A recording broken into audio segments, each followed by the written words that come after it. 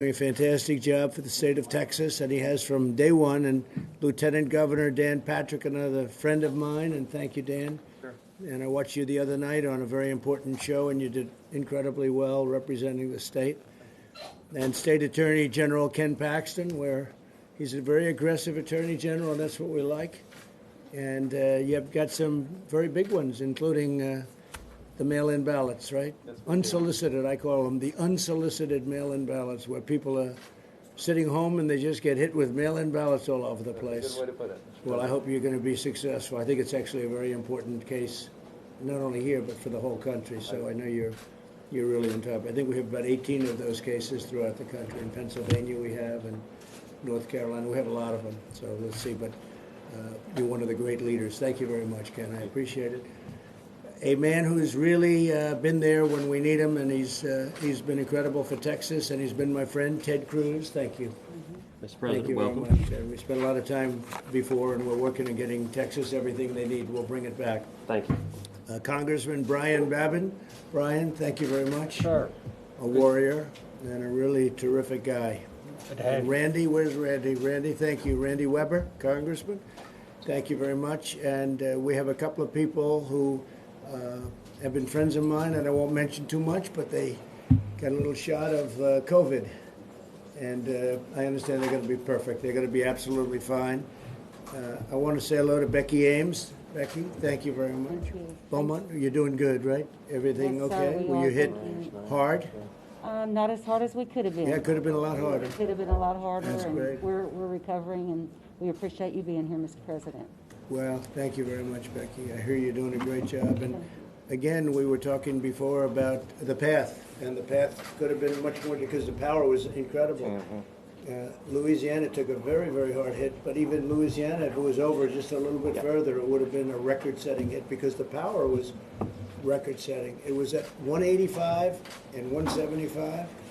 It went to 150 miles an hour when it hit, but it was even worse than that. And it came quickly. It came very quickly. It came, in fact, I guess you would say, Pete, they were looking at that as a storm. And all of a sudden, the storm became a monster. So 36 hours, Cat 4. Yeah. It went from a storm to 185 and 175 miles an hour, and then when it hit, it was, and I think they say it was the most, the strongest that they've had in Louisiana and Texas in 150 years. But the path was a little bit lucky, so we got a little bit lucky, so that's great. I want to also introduce Chad Wolf, who, as you know, we just took the acting away from his name, and you're doing a fantastic job, Homeland Security. And hopefully Ted will be pushing that very hard, and we'll get him through quickly because he's done a fantastic job. Sir. Thank you very much, Chad. He'll get confirmed. He'll do it, all right? Yeah, we'll get it done. Good. If he says it, that means that's a good sign. That's a good sign. And FEMA Administrator Pete Gaynor, who's been doing this with me for a long time, and we haven't had a loss yet. We haven't had a loser. I'll tell you, we do it good, and we do it fast, and we get you back up. And everything, I think, Governor, has been signed, and you're ready to go, right? Yes. You're ready to go. I will dispense with all of the different numbers. You know what they are. We just sort of did it. We were in Louisiana, and we went through, and they have been hit hard. We went through a couple of areas. I've never seen anything quite like it. You had trees ripped out from the roots. You had pine trees that were broken in half. Not even from, and you just don't see that kind of power. So we went through something that was pretty bad. I don't think you got anything like that, and that's good. So we took the emergency declaration. We gave it to the governor immediately, and Dan called about it also, and I appreciate that call. And between the two of them, that's a great 1-2 punch. The governor told me that himself, so I appreciate it. And FEMA has delivered 400,000 liters of water and 250,000 meals already. We've worked with the private sector to restore power to remaining 200,000 residents, and they think the power is going to be restored almost in very good order. Pretty quick. I believe, yeah, I believe so. And all of the other things that we've been doing, the infrastructure, all of the elements that we've been working on, and we're working very close with Ted Cruz and with John Cornyn, who I hear is doing very well, by the way. I hear he's a great senator.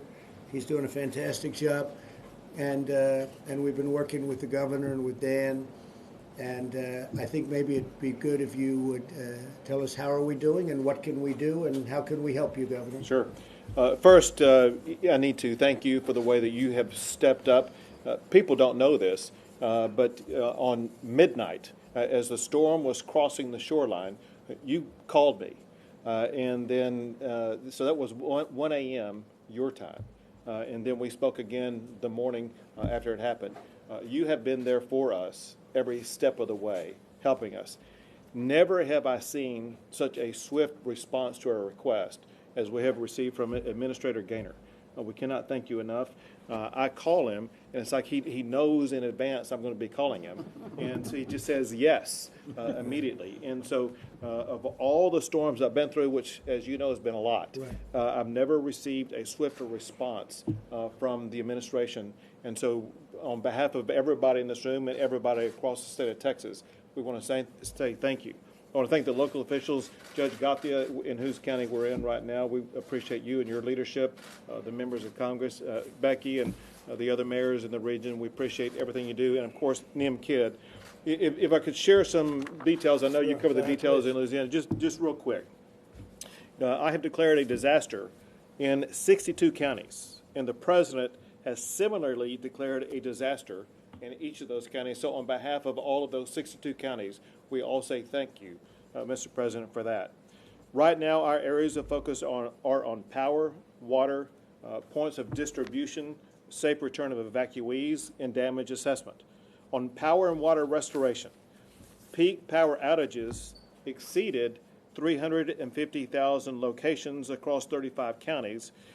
Current outages as of 9 a.m. this morning are about 120,000 locations in 23 counties, meaning that emergency repair crews have quickly restored more than 230 of those power outage incidents.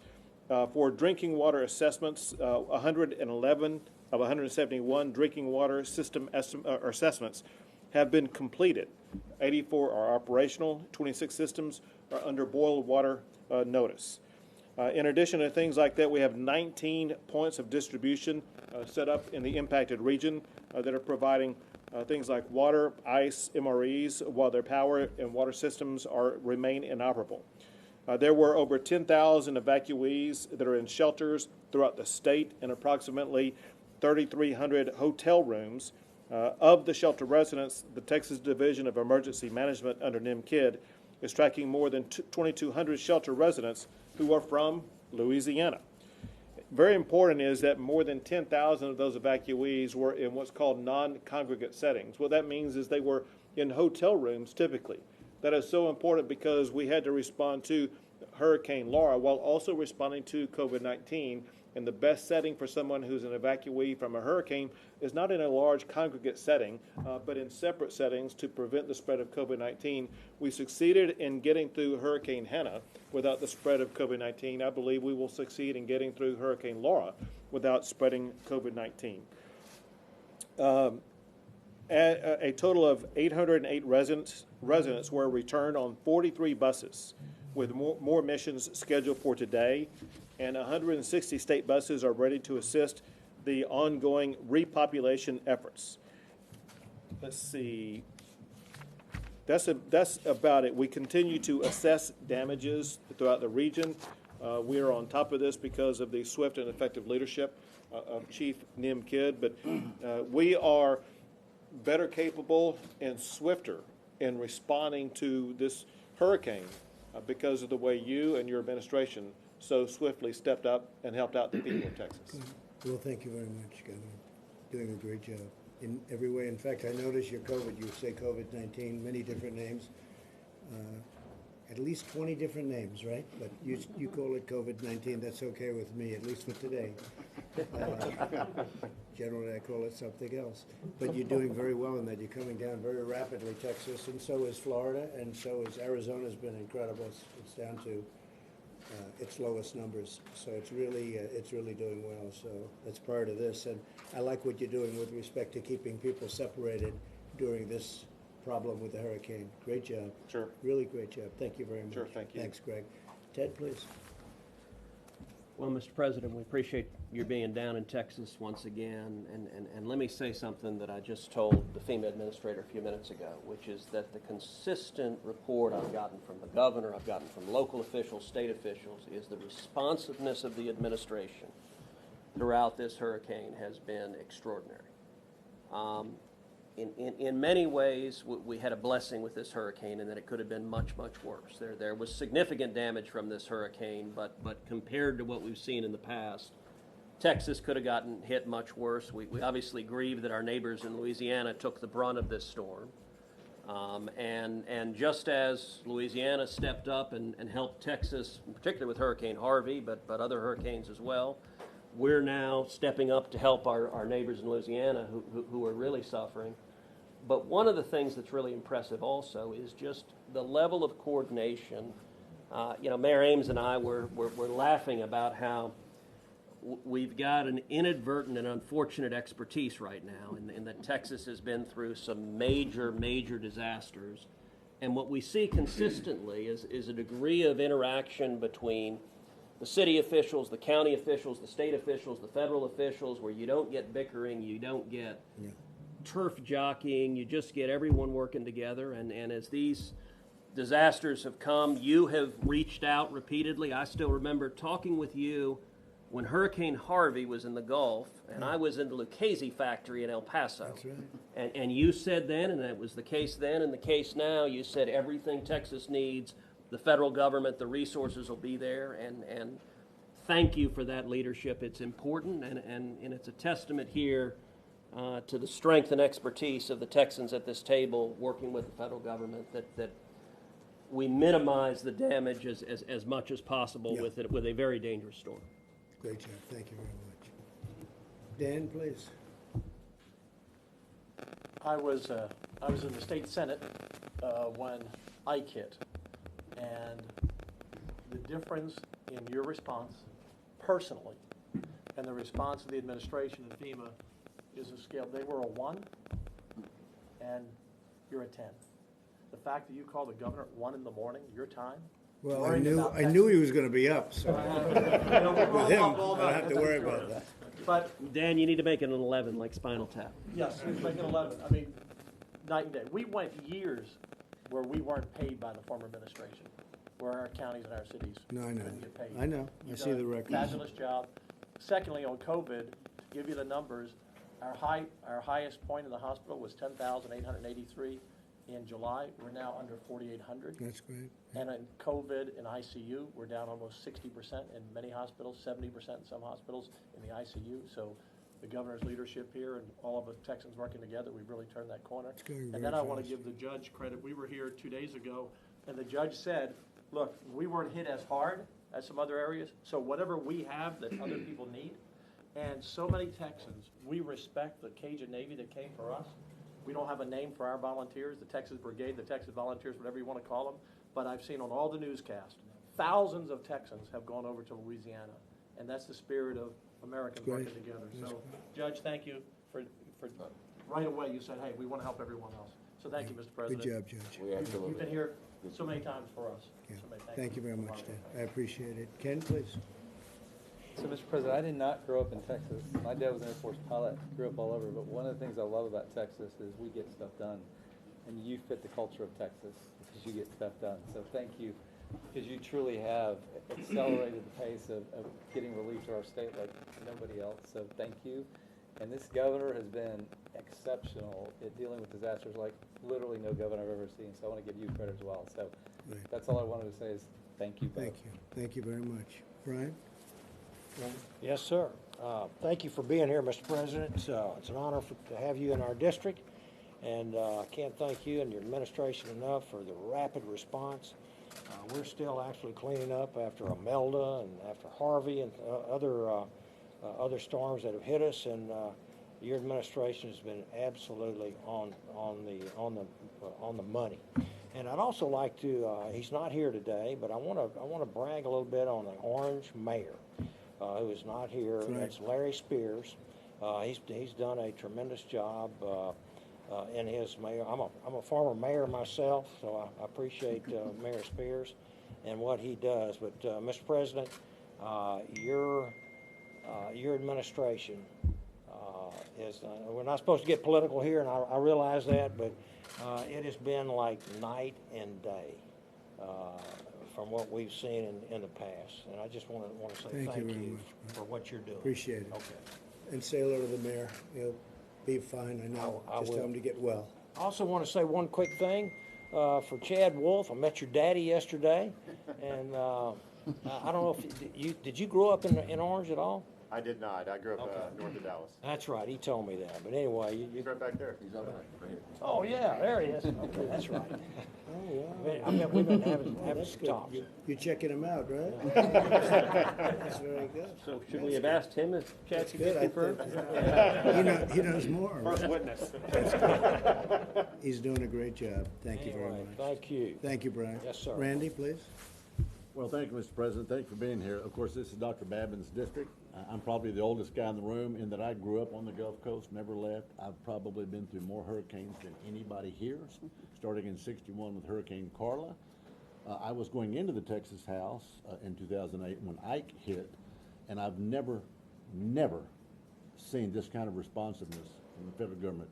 It is a tenement to your leadership, Mr. President. So thank you, thank you, thank you. And our great state people are here too. Our great governor, Kid, Lieutenant Governor, Attorney General. I could go right down the list. And you have done everything you said you would do for Texas and more. And my district loves you, and we appreciate you. Thank you, Randy, very much. You're doing a great job. Chief, please.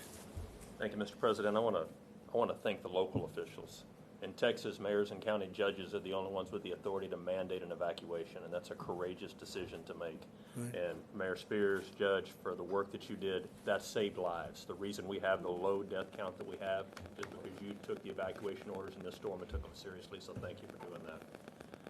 To my governor and the state elected leaders here, thanks for giving us the authority and the funding to go do good work. We try really hard at that. But from our regional administrator, Tony Robinson, to Administrator Gaynor, to Secretary Wolf, thank you for the dedicated leadership. Mr. President, we've never had this quick of answers. I've been in this seat for 10 years. I think 17 or 18 major disaster declarations and about 300 FMAGs later.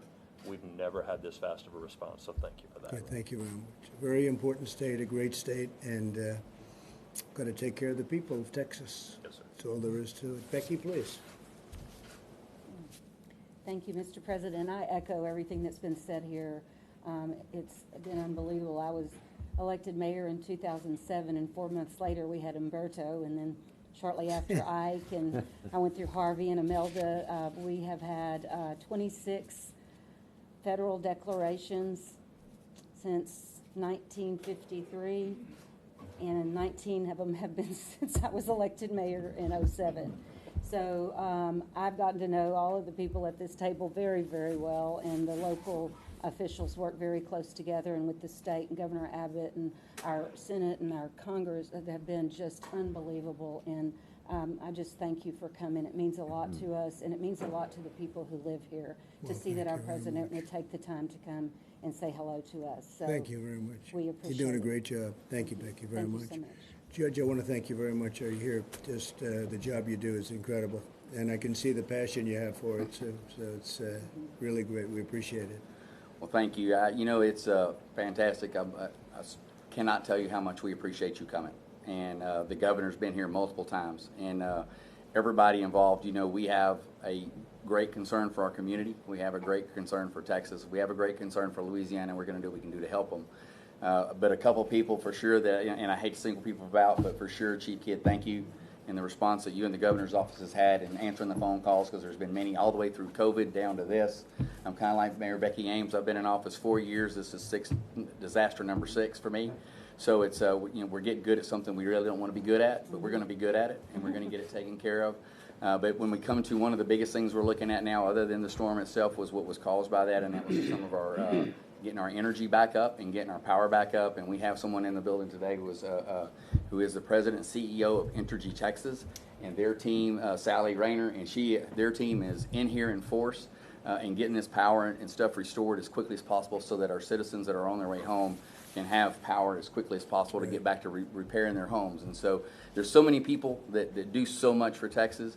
One of the big projects we have, and I want to recognize General Beck with the Army Corps of Engineers. We've been working for a project. I know the governor and Senator Cruz, Senator Cornyn's not here, but everybody's involved with it, which is the Coastal Spine Levee Project, 26 miles of that, which will be, well, it's made huge progress in the last 3 weeks. The state and the General Land Office has helped fund Orange County's share of that portion of it, and because of that, we're able to move forward with the Corps and working at the next legislative session to continue that in the deal, but that is huge for us. Do you think it'll work? I It's love the Army Corps. It's absolutely going to work. They happen to be building our wall, just so Yeah, you know. exactly. They're doing a very good job. Yeah. 10 miles a day, we're up to 300 miles. It's going good. How is that working? Sir, are you asking the wall? No, the wall I know. The wall is good. The levee. Sir, that's another one. Call it the levee. Sir, so within Orange, we're excited. As the judge said, we have the ability now we're moving forward with design. It'll end up with about 25 miles of wall, different types of wall. It'll also end up with about 7 pump stations and about 30 gates. So that'll stop the water from pouring in? So we're confident that it will, and also not only in Orange, but with 2 neighboring communities in Port Arthur and Freeport, it's going to create a system. Those 2 communities have walls. We're going to continue to develop and improve those walls, and collectively those 3 projects are going to improve the protection on over 100,000 residences in this community, critical infrastructure, and also critical energy sector infrastructure. And so what is your timing on that? Sir, we're starting the design right now with Orange. Right now we're looking at all 3 of those projects being complete between 2025 and 2027.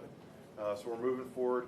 And what makes them impressive, and the judge is a great partner in this, is we're doing this with the local communities. We're doing this with the state. This is a partnership from top to bottom, allowing us to develop something that not only will withstand, as you said, the storms, but also allow the communities to take care of these projects and the residents behind them in the future. What do you think the cost will be of the So entire right now, project? with the Bipartisan Budget Act of 2018, we got $4 billion to move these 3 projects forward. So we have that funding in hand and are moving forward. Also, as part of that act, we received additional funds to study the remainder of the Gulf Coast. So we're working hard. We've got a study that we're going to publish an interim report on in the near future, within the next month. It looks at Houston, it looks at Galveston, it looks at Bolivar Peninsula. Is that part of the original approval, Houston? Sir, that is part of when we got the Bipartisan Budget Act, that study was part of that. Good, okay, good. So, It Mr. was, President, what Congress... You know, the governor Ted called me, he said, could you do me a favor, just one more favor, that's all I want, it's very small. I said, how much, Governor? He said, it's not much, $10 billion. I said, $10 billion. But he said that would really do something with respect to this tremendous flooding every time you have a hurricane. And so your phase 1 is what we're talking about, but you could do something, and that'll also take care of the Houston area. Right. So Congress has already directed $3.8 billion, and that was with strong bipartisan support and Good. your support. Yeah, And yeah. so that's beginning construction of the coastal spine, but we're also studying the continued expansion to complete it, and obviously a lot of families and homes and a lot of businesses and energy infrastructure is all along the Gulf Coast. And as it well. will work, right? Yes, sir. We're not going to build it and we're going to say, oops, it sprung a leak, and that's the end of that. It's a big project, but it will work, right? Yes, sir. Okay, if you guys do it, it's going to work. Mr. President, we're very From excited. law I'm enforcement sorry. down on the other side, and you've done a fantastic job. Do you have anything to say? Yes, sir, I would like to, Please. Mr. President. I appreciate you being here. My community appreciates it. Thank you for what you do for our country. We really appreciate that. I also want to thank Judge John Gauthier and somebody we didn't mention, Joel Ardois. He's our emergency management coordinator. They've done an outstanding job, and we appreciate the work they've done. I also want to thank everyone in this room that has helped us here in the community. Thank you very much. Thank you very much. Thank you, Mr. Thank President. you. Greg, you want to finish it off? One thing that Texans have shown, whether it be Harvey, whether it be all these other storms you've heard, they have been through it, and it shows the resilience and perseverance that Texans have. But we are made even stronger by the swift and profound and effective support that we get from our leaders in Washington, D.C. You are the builder president. You are helping to build that coastal spine that will protect Texas, but you are right now helping Texas rebuild in the aftermath of this hurricane, and we say thank you. It's my honor. Thank you very much. Do you have any questions for the governor, the senator, or anybody? Anybody have any For the questions? governor, Governor, what is the status in Galveston Bay with the refineries and the hundreds of chemical plants? If you could share just an update on the economic and environmental impact. Just real quick. So the Texas Commission on Environmental Quality continues to monitor those both with regard to air quality and water quality. They have mobile units engaged to make sure they're going to be able to adequately go to all the impacted areas and do the monitoring and make sure that if there is any type of environmental situation, it will be swiftly contained. Okay. Anybody else? Mr. President, I have a question. This is obviously an important trip to visit these communities. Do you plan to visit Kenosha, Wisconsin as well, another community that's obviously in pain?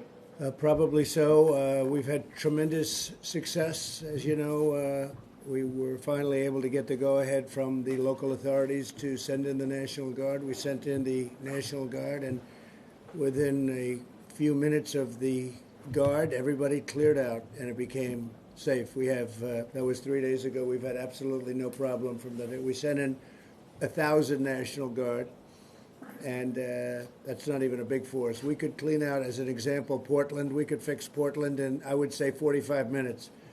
And the people in Portland should protest because the mayor doesn't know what he's doing. He has no clue. He doesn't even have a clue. And this has been going on for years in Portland, and it's now been going on 94 days. And if he would call, or if they would ask, or if the governor would ask, we would have the National Guard in there in a very short period of time, and that would be cleaned out in a matter of literally minutes, and you'd have a safe Portland. It's ridiculous that they go on like this. So with Kenosha, it's been in very, very good shape from the moment they set foot in that area. The sheriff's been great. The police commissioner, the police chief has been great. We've been working with all of them, but the governor let us do what we had to do, and we cleaned it out. We'll see what happens. We have to keep it going, but it's we won't have any problem. Can I follow up, sir, with one thing on that? I think yesterday you did comment on the killing of Jacob Blake. You said you didn't like how it looked. I wondered if you could comment about the other shooting that took place in that community. Yeah, I see. You mentioned the National Guard going in, law enforcement, but this was a young man, 17-year-old, who's facing murder charges for having shot 2 people. Yeah. There's some folks who've said conservatives are holding up this young man as, having done so within his rights to sort of self-protect. And I'm wondering if you've read much about this case, if you have concerns about ordinary residents with guns in situations like this and what dangers that might present. Well, that's under investigation right now, and they'll be reporting back to me over the next 24 hours, 48 hours maybe max, and we'll have a comment about it. But that is right now, we're looking at it very, very carefully. What we are doing with, it's a great state, Wisconsin, great state, and they should not have to put up with what they went through. And so the National Guard has done a fantastic job. Any other questions? Mr. President, why is the DNI no longer going to be updating the House and the Senate on election security issues in person? Well, I could have Mark answer that question. Mark, please. Yeah, I'll be glad to answer it. I talked to Director Ratcliffe, and as you know, he's been giving briefings. So he's going to ultimately give full briefings in terms of not oral briefings, but full intel briefings. But it really comes down to one simple thing. The last time they gave briefings, a few members went out and talked to the press and disclosed information that they shouldn't have disclosed. And so he's going to make sure that there's the proper tools for their oversight and make sure that they contain it in a way that does not jeopardize sources and methods for the intel that we gather. Mr. President, Director Ratcliffe brought information into the committee, and the information leaked. Whether it was Shifty Schiff or somebody else, they leak the information before it gets in. And what's even worse, they leak the wrong information. And he got tired of it. So he wants to do it in a different forum because you have leakers on the committee. Obviously, leakers that are doing bad things. Probably not even legal to leak, but we'll look into that separately. But they were leaking the information as brought in. How would you don't have that in Texas. Ken, you wouldn't allow that in Texas. No way. I guarantee Ken will not be allowing the leakers to be doing that. So we were, he wanted to make sure that it doesn't leak. Yeah, please. Mr. President, one question about Laura. So in June of this year, NOAA issued a report indicating that climate change is at least in part responsible for increasing sea temperatures, which then in turn lead to storms like Laura and Harvey. In an area where petrochemicals and the energy industry are so critical, how do you balance that with at the same time attacking climate change so that storms like this don't continue to ravage the Gulf Coast? Well, I tell you, you've had tremendous storms in Texas for many decades and for many centuries, and that's the way it is. We handle them as they come. All I can do is handle them as they come, and that's what we do, and nobody's ever done a better job of it. And we love the people of Texas, and Governor, it's an honor to be with you. Thank you very much, Ted. Thank you very much. Great job. Thank you, Dan. Please. Thank you. Thank you very much, everybody. Thank you.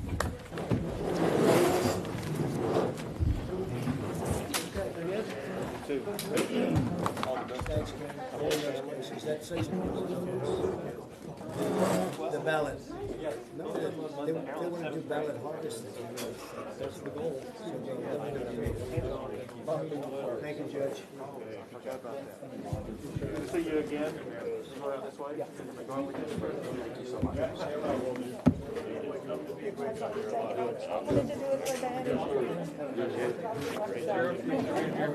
Sir, nice to meet you. Yes, sir. They're bad, buddy. Appreciate it.